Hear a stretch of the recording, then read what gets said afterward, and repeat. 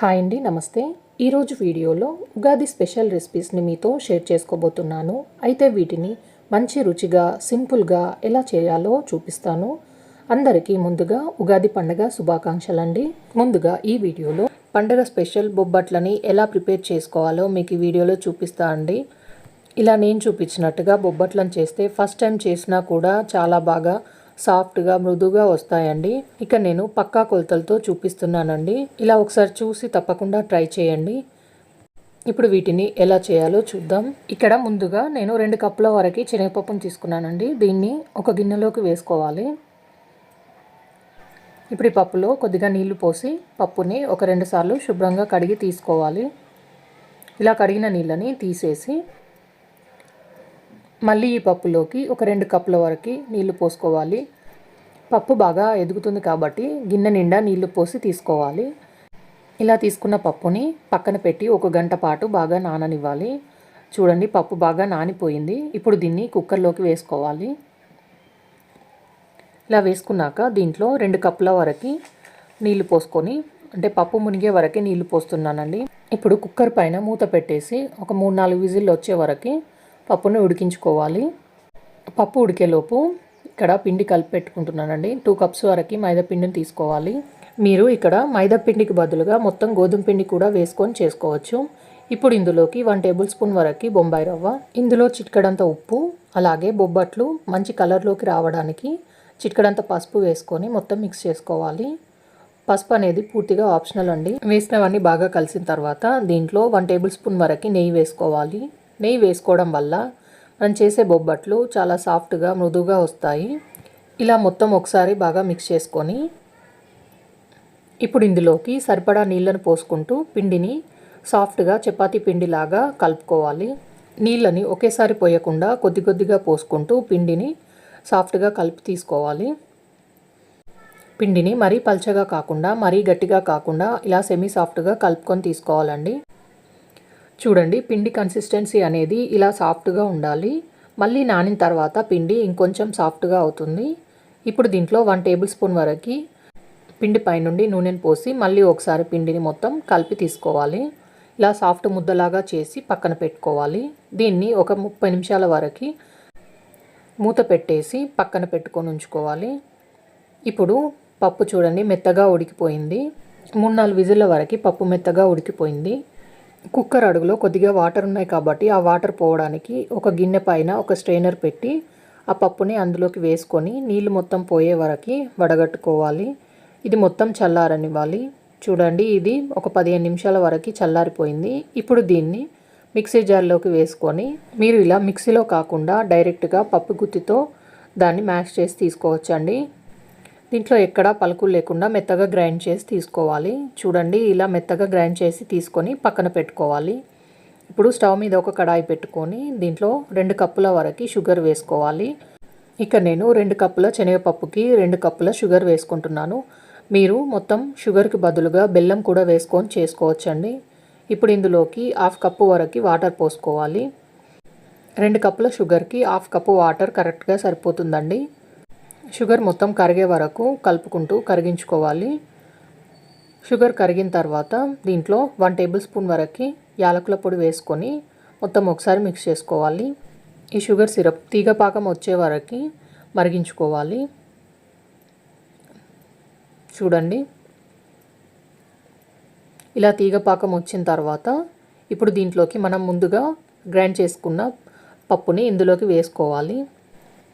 ఇలా గ్రైండ్ చేసుకున్న మొత్తం పప్పుని ఇందులోకి వేసుకొని షుగర్ సిరప్లో పప్పు బాగా మిక్స్ అయ్యేటట్టుగా ఎక్కడ లేకుండా మిక్స్ చేసుకోవాలి. ఇక్కడ 2 కప్పుల షుగర్కి అలాగే 1/2 కప్పు వరకు వాటర్ కరెక్ట్గా సరిపోతాయండి. మళ్ళీ ఎక్కువ వాటర్ పోస్తే పప్పు బాగా పల్చగా అయిపోయి ఇది గట్టిగా అయ్యే వరకు టైం బాగా పడుతుందండి.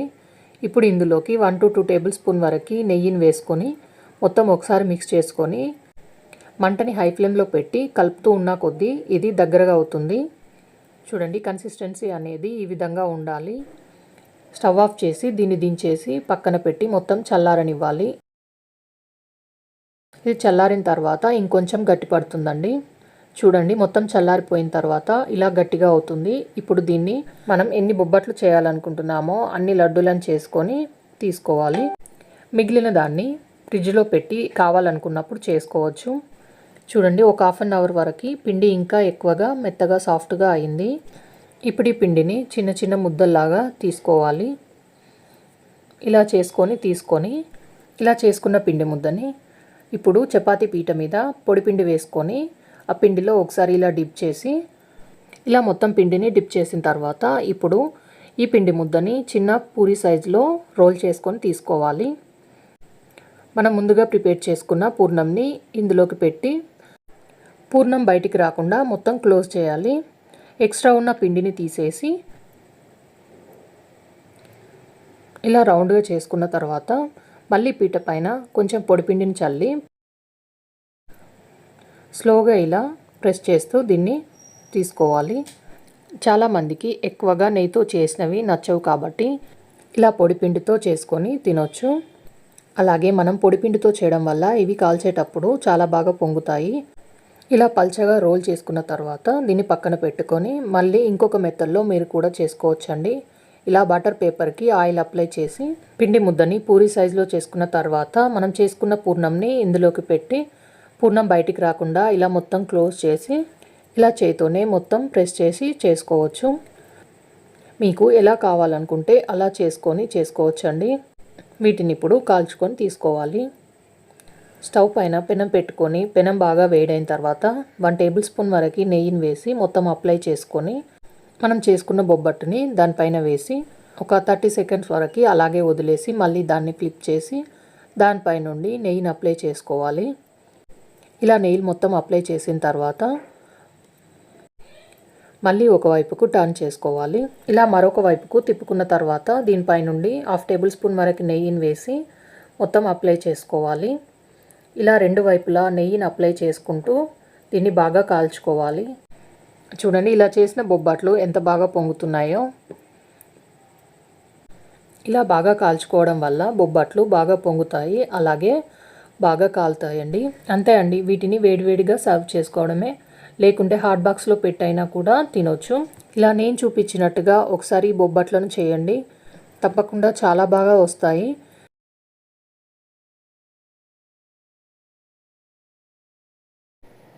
ఇప్పుడు మరొక రెసిపీ వచ్చేసి పచ్చి మామిడికాయతో పులిహోరని ఎలా చేసుకోవాలో చూద్దాం. పూజ టైంలో కానీ పండుగ టైంలో కానీ నిమ్మకాయ పులిహోర, చింతపండు పులిహోర చేస్తుంటాం. కానీ ఇప్పుడు మనకి పచ్చి మామిడికాయలు దొరుకుతుంటాయి కదా, వాటితో ఇలా ఒకసారి మామిడికాయ పులిహోరని ట్రై చేయండి. కొంచెం పెద్దగా ఉన్న మామిడికాయని ఒకటి తీసుకున్నాను. దీన్ని ఇలా మొత్తం పొట్టు తీసుకోవాలి. ఇలా పొట్టు తీసిన తర్వాత ఇప్పుడే మామిడికాయని సన్నగా తురుముకొని తీసుకోవాలి. మీరు మామిడికాయని తీసుకునేటప్పుడు కొంచెం పుల్లగా ఉన్న మామిడికాయని తీసుకుంటే పులిహోర కూడా కొంచెం పుల్లగా టేస్ట్గా ఉంటుంది. చూడండి, ఇలా మొత్తం తురిమి తీసుకున్నాను. ఇప్పుడు స్టవ్ మీద ఒక కడాయి పెట్టుకొని దీంట్లో 2 టేబుల్ స్పూన్ వరకు నూనె వేసుకొని నూనె వేడైన తర్వాత ఒక 2 టేబుల్ స్పూన్ పల్లీలు, 1 టేబుల్ స్పూన్ వరకు శనగపప్పు వేసి ఈ రెండింటిని దూరగా వేగే వరకు మంటని లో ఫ్లేమ్లో పెట్టుకొని వేయించుకోవాలి. పల్లీలు, శనగపప్పు కొంచెం వేగిన తర్వాత ఒక 2-3 వరకు ఎండుమిర్చిని తుంచి వేసి 1 టేబుల్ స్పూన్ జీలకర్ర, 1 టేబుల్ స్పూన్ వరకు ఆవాలు వేసుకొని ఒకసారి కలుపుకొని ఆవాలు, జీలకర్ర, ఎండుమిర్చి కూడా వేగే వరకు వేగనివ్వాలి. ఇలా వేగిన తర్వాత ఇప్పుడు ఇందులోకి సన్నగా కట్ చేసుకున్న కొన్ని కారానికి తగ్గట్టుగా పచ్చిమిర్చిని వేసుకొని ఇప్పుడు ఇందులో కొంచెం కరివేపాకు, 1/2 టేబుల్ స్పూన్ వరకు పసుపు వేసుకొని ఒకసారి మొత్తం కలుపుకొని ఇప్పుడు పచ్చిమిర్చి, కరివేపాకుని నూనెలో కొంచెం మగ్గే వరకు ఫ్రై చేసుకోవాలి. ఇలా వీటిని ఒక 2 నిమిషాల పాటు లో ఫ్లేమ్లో ఫ్రై చేసుకున్న తర్వాత ఇప్పుడు ఇందులోకి ముందుగా సన్నగా తురుము పెట్టుకున్న పచ్చి మామిడికాయ తురుముని వేసుకోవాలి. ఇది 1 కప్పు వరకు ఉంటుందండి. మామిడి తురుము వేసిన తర్వాత లో ఫ్లేమ్లో ఒక 4-5 నిమిషాల వరకు ఫ్రై చేసుకోవాలి. ఇలా బాగా ఫ్రై అయిన తర్వాత ఇప్పుడు ఇందులోకి ఇలా ఆయిల్లో మామిడి తురుము మగ్గిన తర్వాత ఇక నేను 4 కప్స్ వరకు రైస్ వేసుకొని దీంట్లో రుచికి సరిపడా ఉప్పు వేసుకొని పోపులో వేసిన మామిడికాయ తురుము అలాగే అన్నం రెండు బాగా కలిసేటట్టుగా కలుపుకుంటున్నాను. ఇలా బాగా కలిసిన తర్వాత పండగ టైంలో నైవేద్యంగా కాకుండా అన్నం మిగిలితే కూడా పచ్చి మామిడికాయలు దొరికినప్పుడు ఇలా పులిహోరని చేసుకొని తినొచ్చు. ఇలా మొత్తం బాగా కలిసిన తర్వాత ఇప్పుడు దీనిపైన మూత పెట్టేసి ఒక 5 నిమిషాల వరకు ఉండనివ్వాలి. ఒక 5 నిమిషాల తర్వాత మళ్ళీ ఒకసారి కలుపుకొని మీరు ఇందులో జీడిపప్పు కూడా వేయించుకొని వేసుకోవచ్చండి. అంతే అండి, ఎంతో టేస్టీగా పుల్ల పుల్లగా ఉండే పచ్చి మామిడికాయతో పులిహోర రెడీ అయిపోయింది. ఈ ఉగాది పండగకి మీరు కూడా తప్పకుండా దీన్ని ట్రై చేయండి. ట్రై చేశాక ఎలా కుదిరిందో కింద కామెంట్ చేయండి. ఇప్పుడు ఈ వీడియోలో మరొక రెసిపీ వచ్చేసి పూర్ణం బూరెలు. వీటిని పర్ఫెక్ట్గా ఎలా చేయాలో ఇప్పుడు చూపిస్తాను. పండగ టైంలో నైవేద్యంగా పెట్టే ఈ పూర్ణం బూరెలు బయట క్రిస్పీగా లోపల సాఫ్ట్గా, పూర్ణం బయటికి రాకుండా, అలాగే ఫస్ట్ టైం చేసినా కూడా పర్ఫెక్ట్గా ఎలా చేయాలో మీకు చిన్న చిన్న టిప్స్తో చేసి చూపిస్తాను. వీడియోని చివరి వరకు చూడండి. ఇప్పుడు వీటిని ఎలా చేసుకోవాలో ఇక్కడ చూద్దాం. ముందుగా ఒక బౌల్లోకి 3/4 కప్పు వరకు మినపప్పును తీసుకుంటున్నాను. ఇందులో నీళ్లు పోసి ఒక 2 సార్లు పప్పుని శుభ్రంగా కడుక్కొని తీసుకోవాలి. మీరు మార్నింగ్ టైంలో కనుక వీటిని చేయాలనుకుంటే రాత్రే పప్పును నానబెట్టుకొని తీసుకోవాలండి. ఇప్పుడు శుభ్రంగా కడిగిన తర్వాత నీళ్లు పోసి పక్కన పెట్టుకొని ఉంచుకోవాలి. ఇప్పుడు వేరొక గిన్నెలోకి 1 కప్పు వరకు నేను ఇక్కడ రేషన్ బియ్యంని యూజ్ చేస్తున్నాను. మీరు నార్మల్ రైస్తో కూడా మీరు చేసుకోవచ్చు. బియ్యాన్ని కూడా ఒక 2 సార్లు శుభ్రంగా కడిగి మళ్ళీ ఇందులో నీళ్లు పోసి ఇప్పుడు వీటిని ఒక 5-6 గంటల వరకు పప్పుని బియ్యాన్ని బాగా నానబెట్టుకొని తీసుకోవాలి. నేనైతే ఇక్కడ రాత్రి మొత్తం నానబెట్టుకొని తీసుకున్నానండి. వీటిని ఇప్పుడు పక్కన పెట్టుకొని ఉండనివ్వాలి. చూడండి, నేను మార్నింగ్ టైంలో మళ్ళీ వీటిని చూపిస్తున్నాను. పప్పు ఇంకా బియ్యం బాగా నానిపోయాయి. ముందుగా నానబెట్టిన పప్పులో నుండి నీళ్లు తీసేసి మిక్సీ జార్లోకి వేసుకోవాలి. ఇలా మొత్తం వేసిన తర్వాత దీంట్లో కొన్ని నీళ్లు పోసుకుంటూ ఎంత వీలైతే అంత మెత్తగా మిక్సీ పట్టుకొని తీసుకోవాలి. ఇలా పట్టుకున్న దాన్ని మిక్సింగ్ బౌల్లోకి వేసుకొని పిండిని మరీ పల్చగా కాకుండా మరీ చిక్కగా కాకుండా ఇలా వీడియోలో చూపించిన విధంగా పట్టుకొని తీసుకోవాలి. ఇలా ఎంత వీలైతే అంత మెత్తగా తీసుకున్న తర్వాత ఇప్పుడు అదే మిక్సీ జార్లోకి నానబెట్టుకున్న రైస్ని తీసేసి మిక్సీలోకి వేసుకొని ఇప్పుడు దాంట్లో కూడా కొన్ని నీళ్లు పోసి దీన్ని కూడా మరీ మెత్తగా కాకుండా ఇలా కొంచెం బరకగా ఉండేటట్టుగా గ్రైండ్ చేసుకొని తీసుకోవాలి.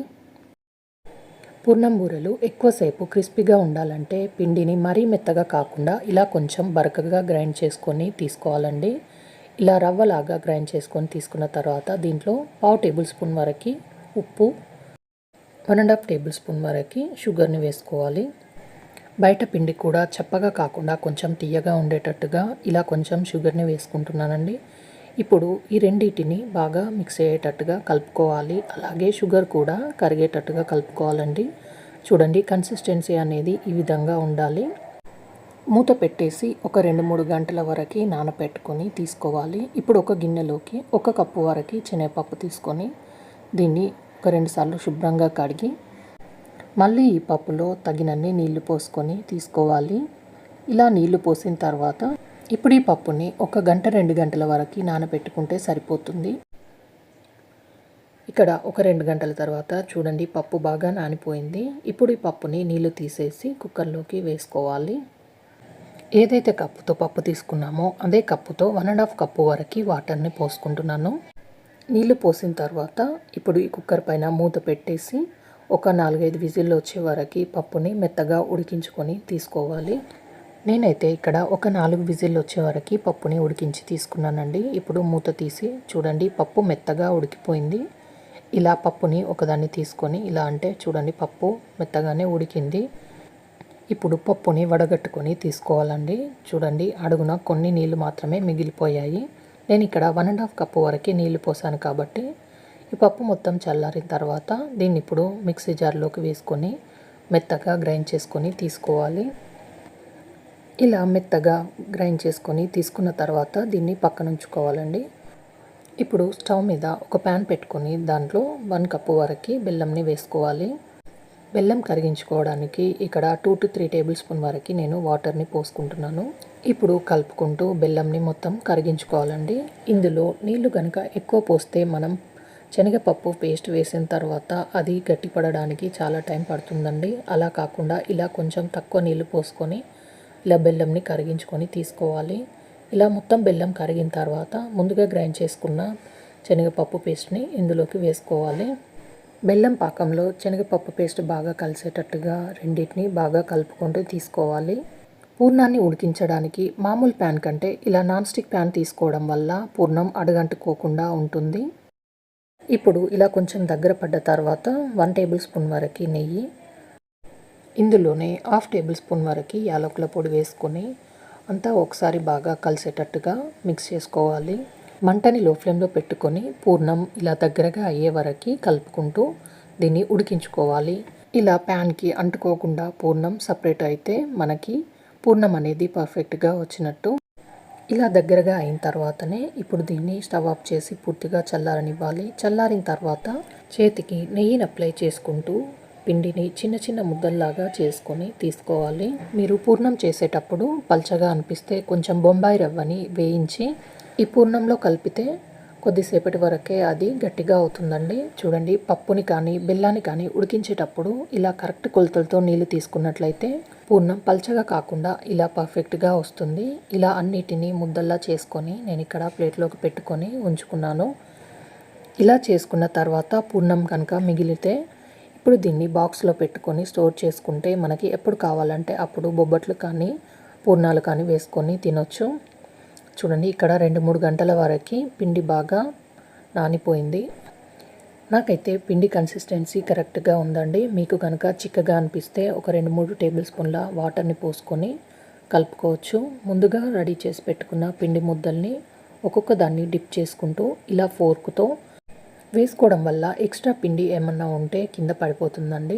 ఇప్పుడు దీన్ని నేను స్పూన్లోకి వేసుకొని ఇలా ఒక్కొక్క దాన్ని ఆయిల్లోకి వేసుకుంటున్నాను. డీప్ ఫ్రైకి సరిపడా ఆయిల్ తీసుకొని ఆయిల్ వేడైన తర్వాత ఇలా ఆయిల్లో ఒక్కొక్కటి దూరంగా వేసుకోవాలి. దగ్గరగా కాకుండా ఇలా ఆయిల్లో ఎన్ని వీలైతే అంత వేసుకొని మంటని మీడియం ఫ్లేమ్లో పెట్టుకొని మంచి కలర్ వచ్చే వరకు ఫ్రై చేసుకొని తీసుకోవాలి. వీటిని వేసేటప్పుడు కొంచెం దూరంగా వేస్తేనే ఇవి అంటుకోకుండా ఉంటాయి. ఇలా పూర్ణం బూరెలు చేసేటప్పుడు స్టఫింగ్ అనేది బయటకు వస్తుంది కదండి. అలా వచ్చినప్పుడు ఆయిల్లో నుండి దాన్ని బయటికి తీసేసి కొంచెం చల్లారిన తర్వాత దానిపైన కొంచెం ఇలా పిండిని వేసుకొని మళ్ళీ ఆయిల్లోకి వేసి దీన్ని ఫ్రై చేసుకొని తీసుకోవాలి. ఇలా వేయడం వల్ల స్టఫింగ్ ఆయిల్లో పడకుండా ఉంటుంది. ఇవి గోల్డెన్ బ్రౌన్ కలర్ వచ్చే వరకు వీటిని కలుపుకుంటూ ఇలా మొత్తం బాగా ఫ్రై చేసుకొని తీసుకోవాలి. ఇవి ఇలా మంచి కలర్లోకి వచ్చిన తర్వాత వీటిని ఇప్పుడు ఆయిల్లో నుండి తీసేసి మిగతా వాటిని కూడా మళ్ళీ వేసుకొని తీసుకోవాలి. చేతితోని కాకుండా ఇలా స్పూన్తో వేయడం వల్ల పిండి ఎక్కువ తక్కువ కాకుండా ఉంటుందండి. ఈ చిన్న టిప్స్ ఫాలో అవుతూ చేస్తే మీకు కూడా ఫస్ట్ టైం చేసినా కూడా ఈ పూర్ణం బూరెలు పర్ఫెక్ట్గా వస్తాయి. ఇప్పుడు మరొక రెసిపీ వచ్చేసి రవ్వ కేసరి. ఈ రవ్వ కేసరిని చాలా సింపుల్గా చేసుకోవచ్చండి. మనం పూజ టైంలో కానీ పండగ టైంలో కానీ దీన్ని చేసి దేవునికి నైవేద్యంగా పెట్టవచ్చు. నేను చూపించినట్టుగా ఈ రవ్వ కేసరిని పండుగకి తప్పకుండా ట్రై చేయండి. దీన్ని ఎలా చేయాలో చూద్దాం. ముందుగా ఒక గిన్నెలోకి 4 కప్పుల నీళ్ళని తీసుకోండి. మనం ఏ కప్పుతో రవ్వను తీసుకుంటున్నామో అదే కప్పుతో 4 కప్పుల నీళ్ళని తీసుకోవాలి.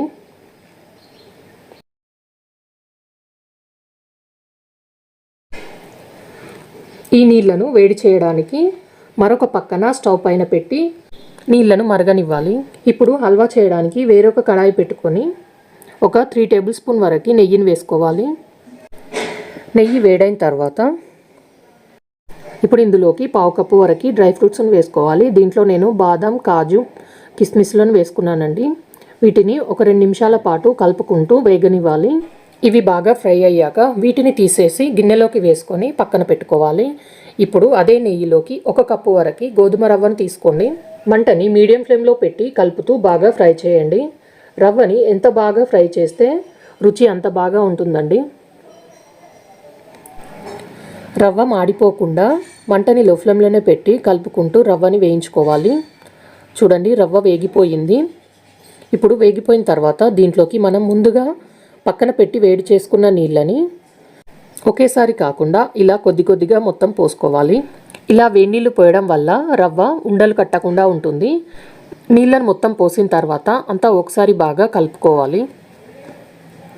ఇలా ఎక్కడ ఉండలు లేకుండా మొత్తం కలుపుకొని ఇప్పుడు దీనిపైన మూత పెట్టేసి ఒక 10 మినిట్స్ వరకు రవ్వని బాగా ఉడకనివ్వాలి. చూడండి, నాకైతే 7-8 నిమిషాల వరకు టైం పట్టింది రవ్వ మొత్తం ఉడకడానికి. ఇక్కడ 1 కప్పు రవ్వకి 4 కప్పుల వరకు నీళ్లు కరెక్ట్గా సరిపోయాయి. ఇప్పుడు రవ్వ ఉడికిందో లేదో ఒకసారి చూద్దాం. చూడండి, రవ్వ కూడా మెత్తగా ఉడికిపోయింది. రవ్వ మెత్తగా ఉడికిన తర్వాతనే దీంట్లో 1 కప్పు వరకు బెల్లాన్ని వేసుకోండి. మీరు ఇక్కడ కొంచెం తీపి ఎక్కువ తినేవారు మరొక పావు కప్పు వరకు బెల్లాన్ని వేసుకోండి. బెల్లం వేసిన తర్వాత మొత్తం ఒకసారి బాగా కలుపుకోవాలి. మీరు ఇక్కడ బెల్లానికి బదులుగా షుగర్ కూడా వేసుకొని చేసుకోవచ్చండి. కానీ హెల్తీగా చేసుకోవాలంటే ఇలా బెల్లాన్ని వేసుకొని చేసుకోండి. బెల్లం మొత్తం కరిగిపోయిన తర్వాత ఇప్పుడు ఇందులోకి 1 టేబుల్ స్పూన్ వరకు యాలకుల పొడి వేసుకోవాలి. మనం ముందుగా వేయించి పెట్టుకున్న డ్రై ఫ్రూట్స్ని కూడా ఇందులోనే వేసుకొని దీంట్లోనే 1 to 2 టేబుల్ స్పూన్ వరకు నెయ్యిని వేసుకోవాలి. వేసుకున్న తర్వాత మొత్తం ఒకసారి అన్నీ కలిసేటట్టుగా బాగా కలుపుకోవాలి. అంతే అండి, గుడిలో ప్రసాదం రుచితో ఉండే గోధుమ రవ్వ హల్వా రెడీ అయిపోయింది. పూజ టైంలో కానీ పండగ టైంలో కానీ ఏదైనా ప్రసాదం చేయాలనుకుంటే దీన్ని తొందరగా చేసేయచ్చు. అలాగే మీకు ఏదైనా స్వీట్ తినాలనిపించినా కూడా దీన్ని అప్పటికప్పుడు చేసుకొని తినేయొచ్చండి. ఈ రవ్వ కేసరిని ఈ పండుగకి నేను చూపించినట్టుగా తప్పకుండా ఒకసారి ట్రై చేసి చూడండి. చాలా బాగా. Thanks for watching.